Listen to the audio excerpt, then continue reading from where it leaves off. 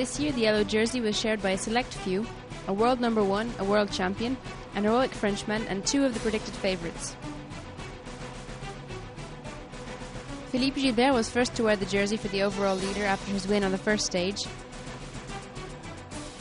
but he only had one day to shine in yellow, as the next day the Belgian handed it over to world champion Thor Hushovd after the team time trial. The Norwegian stayed in yellow for a week, with a very slight lead over his closest opponent, Cadel Evans, who was already hot on his wheels. On the ninth stage, however, it was a Frenchman that created quite a buzz. Thomas Voeckler, 19th in the overall standings, didn't appear to be a threat to Hushovd, who let him pass.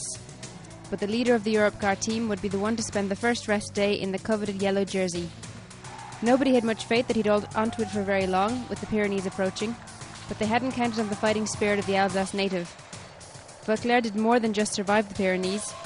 He rose up to the level of the best riders and managed to keep his yellow jersey. The days went by and Voeckler was still in yellow. Voeckler mania pervaded on the roadsides of the Tour, and there were even hopes for him to make it to Paris in yellow.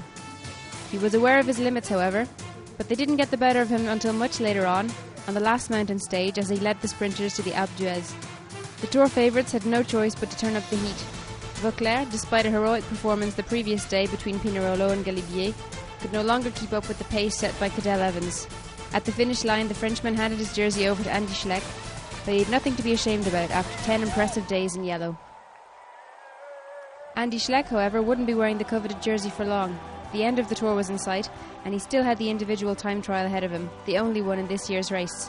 In this exercise, other riders were better suited to the route, Cadel Evans to mention but one. The Australian continued to fulfil his role as favourite, and his goal was to succeed. After 43 kilometres of time trialling, Evans claimed the yellow jersey on the eve of the grand finale. Vigilant at the beginning, victorious at the Mur de Bretagne, and on the defence in the mountains, Evans had a strategy for his success. As the first Australian to win the prestigious race, he has entered into the Tour de France Hall of Fame and won a place in cycling history.